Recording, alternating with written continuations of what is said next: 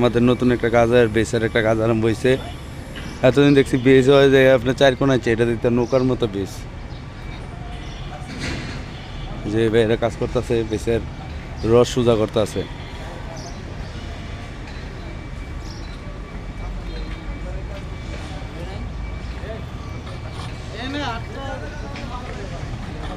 এই যে বাইরে রস সোজা করতেছে, পুরোটা সিস্টেম যেমন নৌকার মতো। আপনাদের এই ভিডিওটা আপনাদের পুরাটা দেখাবো।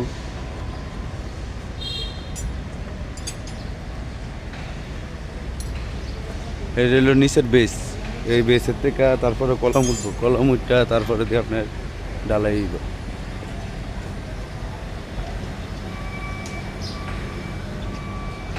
এখানে বাইরে রস সোজা করতেছে।